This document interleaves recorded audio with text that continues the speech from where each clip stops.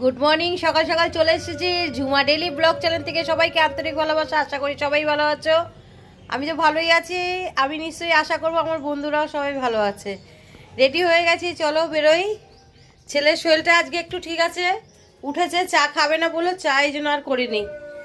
আজ আর কিছু টিফিনে নিইনি, দেখি এখন কি খায়, দোকানে গিয়ে দেখছি। আজ বন্ধুরা একটু প্রবলেম আছে, একটু সলভ করতে হবে। এখন কিছু মানে ব্যবসাটা খুবই খারাপ এই মাসে, তো একটু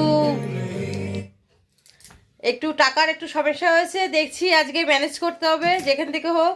একটু আধা টাকা না, বেশ ভালোই, 50,000 টাকা মতন। তো চলুন সাথে থাকুন, দেখাচ্ছি কি করে ম্যানেজ করে আবার সেই টাকাটা আবার শোধ করা হচ্ছে। দোকানে চলে এসেছি অনেকক্ষণ আগেই, কিছু এখনো কাজকর্ম হয়নি। ছেলের শরীরটা বিশেষ ভালো নেই, সকালে নিয়ে এসেছি, বলছে বমি বমি লাগছে। দেখি ডাক্তারকে ফোন করে কিছু একটু ওষুধের ব্যবস্থা করতে হবে।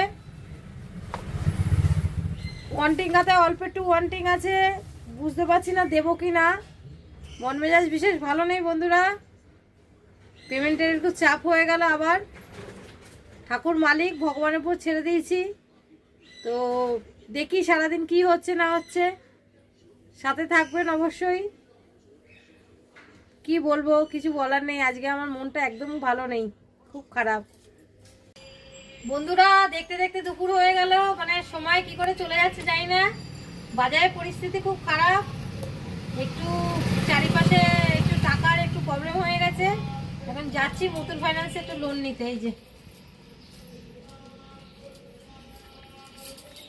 এই চেনটা এখন দিয়ে 50,000 টাকা নিয়ে আসতে হবে, কেন বাজারটা বিশেষ ভালো নেই, পেমেন্টটা তো দেওয়ার আছে।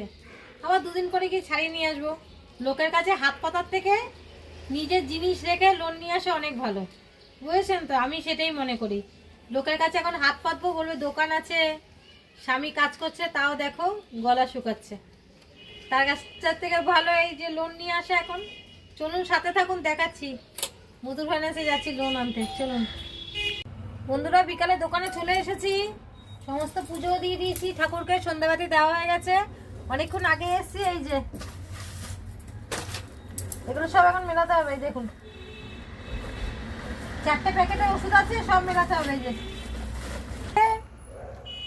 মুথুট ফাইন্যান্স থেকে 50,000 টাকা নিয়ে এসেছি লোন করে। গলার যে চেনটা ছিল এটা আমার ছিল না, আমার মার ছিল। মা বাবাকে বললাম আমি যে এখন বাজারটা একটু ডাউন আছে, নিয়ে আসি, কদিন বাদে ছাড়িয়ে দেবো। তো মিথ্যা কথা বলে তো লাভ নেই বন্ধুরা। মা বাবাকে, কেন মা যখনই দেখবে আমার গলার দিকে তাকাবে, তো দেখবে চেনটা নেই, তো এটা খারাপ মনে করবে। তা বললো, মা বললো কোনো অসুবিধা নেই, ঘরে যেটুকু আছে যদি কাছি কাছি ধরুন আমি বিজনেসে লাগিয়ে দেবো, লাগিয়ে দিচ্ছি, সবসময় লাগিয়ে দিই। এবারে যখন এমার্জেন্সি পড়বে তখন কোথায় যাব। খুব খারাপ, দেখুন ডেলি মাল আনছে, ডেলি ওষুধ আনছে। এবারে একটা তো ওষুধের অর্ডার হয় না, এবারে ওই A to Z সিরাপ আমাকে অনেকগুলো আনতে হয়েছে। রোল ইন বক্স, মানে কোয়ান্টিটিটা বেশি করে আনতে হয়, কোয়ান্টিটি বেশি করে ইনভেস্ট, বুঝেছেন তো? দোকান মানেই ইনভেস্ট, কি আর বলবো, জানেন ব্যবসা মানেই, যারা ব্যবসায়ী তারা ভালো মতন জানে ব্যবসা মানে ইনভেস্ট করা। তো কি করা যাবে, কিছু করার নেই। আমার ব্যবসা আর আমার বরের ব্যবসা আলাদা, সাথে থাকুন, দেখাচ্ছি বন্ধুরা। খুব ক্লান্ত, কিছু বলার নেই, সারাদিন বাড়ি যায়নি, হয়রানি। 11টা বাজে আজকে। দেখুন বন্ধুরা, দুটো ওই কাপড়, বিয়ে বাড়িতে গেছিলাম, দুটো কাপড় ডাই ক্লিনিকে দিয়েছি 700 টাকা।